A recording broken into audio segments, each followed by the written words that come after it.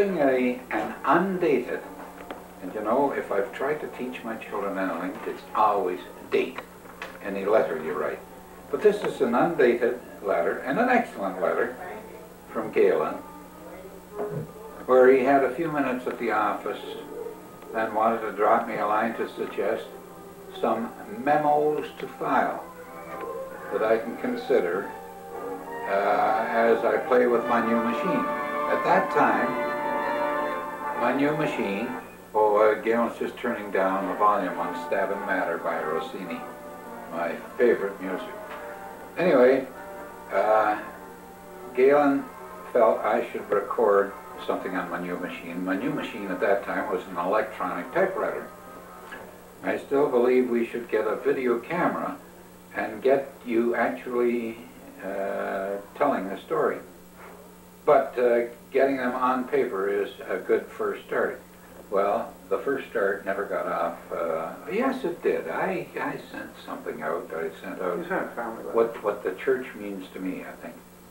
And I put a lot of stuff in that. I put a lot of thought in that, because I delivered that at church here.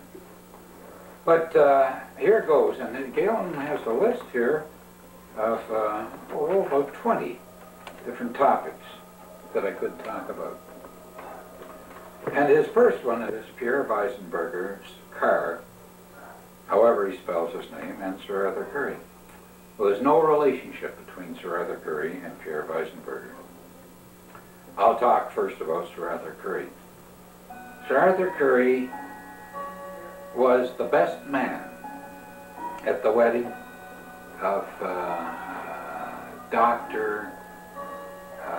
Alec Stewart and his wife, and as such he became a lifelong friend of my father's. And indeed, Sir Arthur Currie met Sandy Stewart, Sandy Jr., and myself coming back from England from the World Scout Jamboree. And it was front page news with a picture on the Montreal Star. Sir Arthur, who had commanded the Canadian forces during the First World War, became principal of McGill, occupied the old Baumgarten home, which today is the faculty club of McGill University. And I go there once a month to attend meetings of my investment club, and I always take the elevator that was installed for Sir Arthur Currie after his terrible stroke, because he couldn't get from one floor to the next without the elevator. And I am at that stage where maybe I could make it, but it's much more convenient for me to get on the little elevator. The Baumgarten home, Baumgarten himself, was suspect during the First World War as a German, and got out of the country in a hurry. It was one of Montreal's great mansions. Its ballroom floor was supported on springs, and it's still there today. So if you have a dance, and the dancers are dancing in rhythm with the orchestra, the floor actually oscillates. It is a magnificent old home. It's not in great repair, but it's still a magnificent home.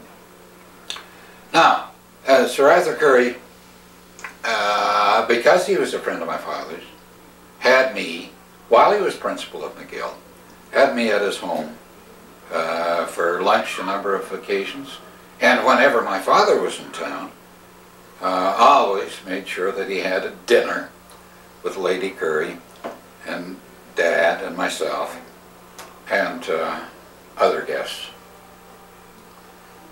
And so that was kind of special, because the Chancellor of McGill University at that time was, come now, President of the Sir Edward Beatty, president of CPR. And Sir Edward was also a friend of my dad's. And as a matter of fact, I learned that I had graduated from McGill in the office of Sir Edward Beatty. Dad was in town, and he took me to visit some of his friends that he was going to drop in on, and one of them was Sir Edward Beatty. And Sir Edward glowered over it. Boy, he was a fierce man. He glowered over his glasses at me and he says, "Young man, how'd you do?" He happened to know that I was in my final year of engineering. I said, gulped, and I said, "Sir, I don't know." He says, "I'll find out." He picked up his phone, said to his secretary, "Get me Brown." No, Dean Brown. And hung up. Well, Dean Brown was Dean of Engineering at McGill. And my heart did flip-flops. I felt just that tall. I was frightened. I was really terrified. For the first time in my life, I was terrified. And the phone rang. Sir Edward picked it up and says, "Beatty?" And says, "Oh, Dean. Yeah, how are things?" "Yes, I'm interested in one young fellow. His name is Duncan. Yeah, electrical." "That's so. That's so. Okay." He hung up. And oh, I was dying. I was dying. And he looked at me and said, "You're through. You passed." And the world lifted off my shoulders.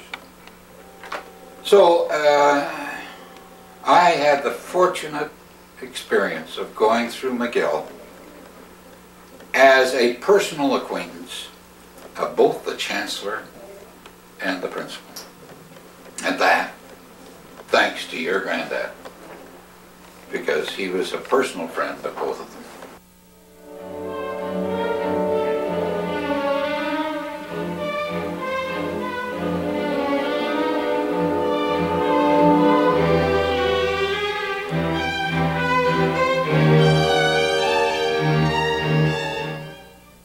At 318 South Archibald Street, the family home for William, the men of the house, which meant Uncle Fred, myself, and Grandpa, my dad, all slept in a dormitory. The dormitory was unheated. Along one side of the dormitory was a bedside table, a single bed, a bedside table, a double bed, bedside table, a single bed, and a door and a cupboard. The other wall was two small bookcases at each end. The rest of the wall was French windows. And we slept in Woods Arctic 90 by 90 eiderdowns, sleeping bags. So it could be 40 below in the bedroom there. And with all those windows open, there were it was just like sleeping outdoors. And Fort William gets pretty darn cold at night, and in the daytime too.